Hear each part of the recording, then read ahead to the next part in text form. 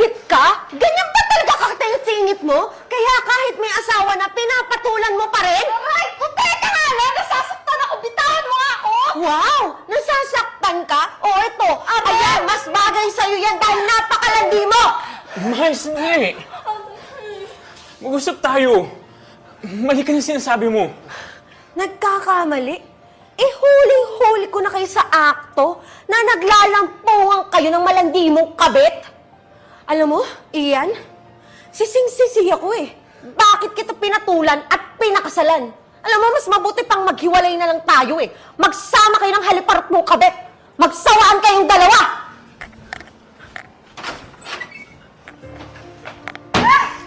Ayos ka lang? Ewan ko ba sa'yo, Ian? Hindi mo naman kasi sinabi na may asawa ka pala! Wisit? Faye!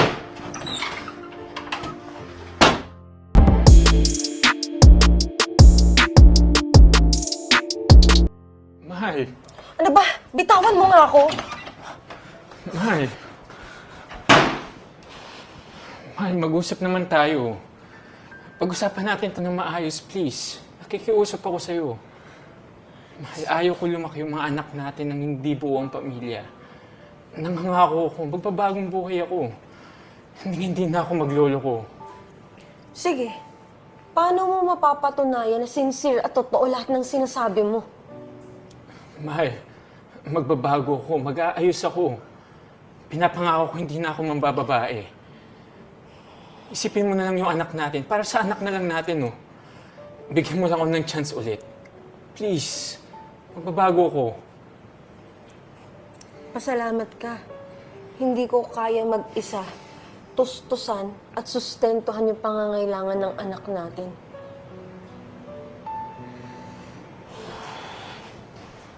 Mahal.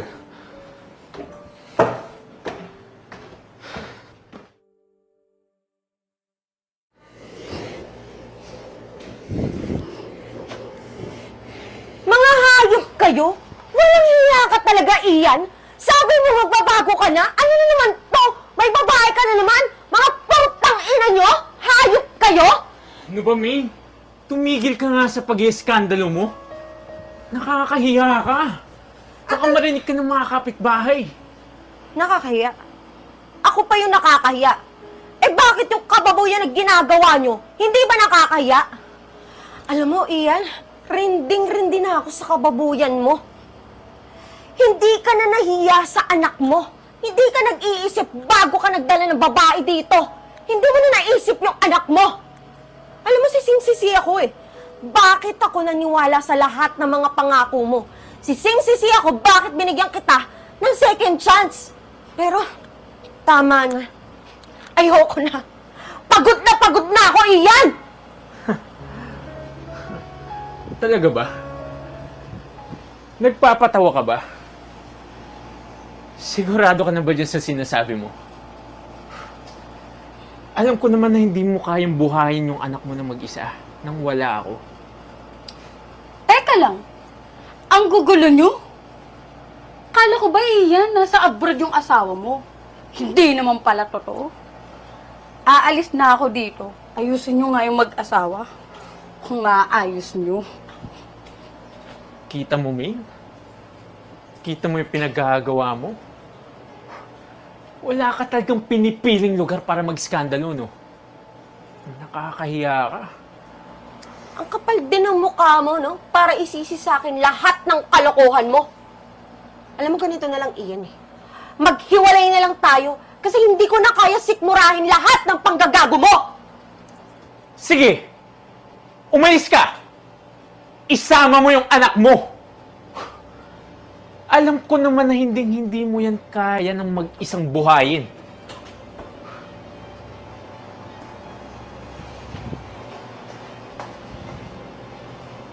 Gago!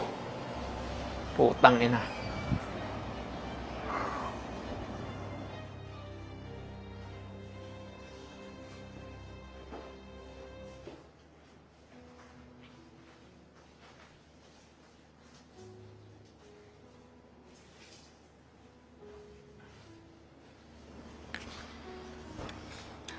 Mami, okay lang po ba kayo?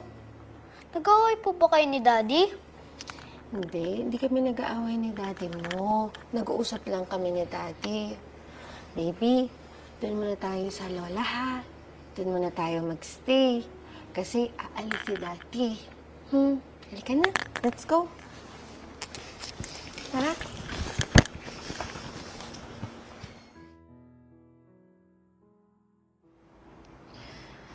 Friend, alam mo, ganun pala, no?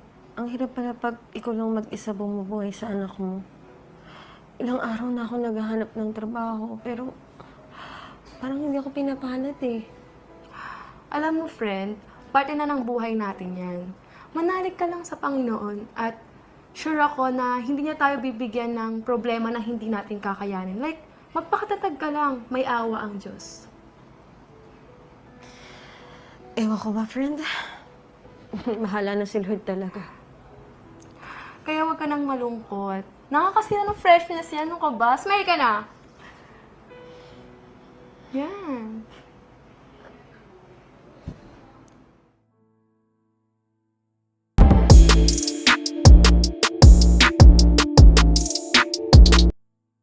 Halika, baby. Bibili tayo ng mga toys na gusto mo sa mall. Main? Ikaw na ba yan? Teka. Ito na ba si Bray? Kamusta kayo? Okay naman kami, Ian. Ito, sa awa ng Diyos, nakaraos din naman kahit sobrang hirap ng buhay at nakahanap ng trabaho sa isang malaking kumpanya. Ikaw, kamusta ka naman?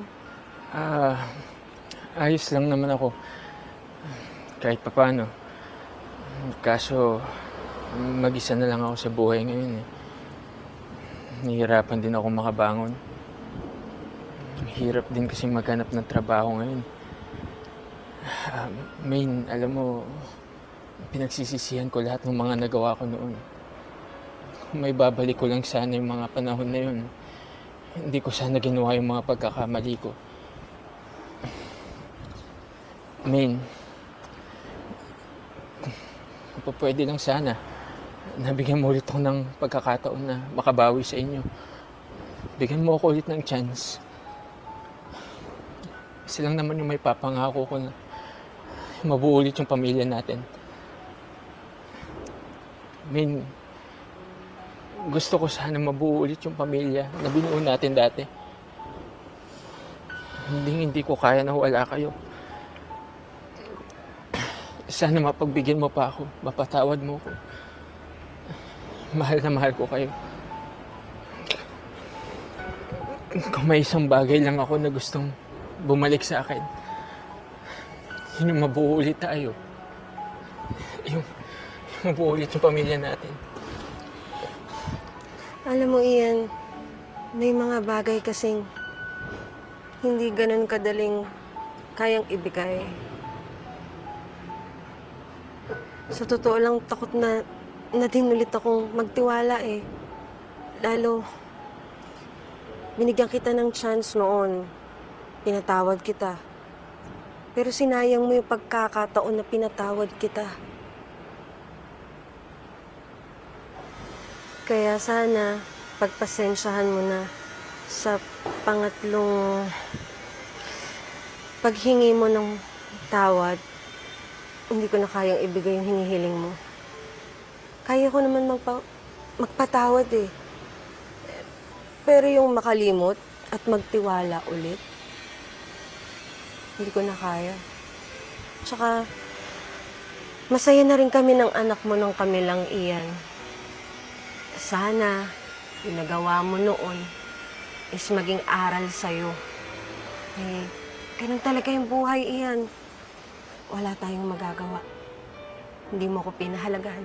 Hindi mo pinalaghan yung pamilyang meron ka noon. Kaya ngayon, nawalan ka. Babe, pagbigyan mo naman ako. Mahal na mahal ko yung anak natin, yung pamilya natin. Please. Daddy, nalulungkot po ako na hindi na tayo buo. Pero mas nalulungkot ako sa ginawa niyo kay Mami. Kaya pinangako ko po na aalagaan ko si Mami hanggang paglaki ko. Tsaka hindi na po ko gagaya sa inyo. Sana po mabuo po ulit tayo. Bye po, Daddy. Anak. Min. Min.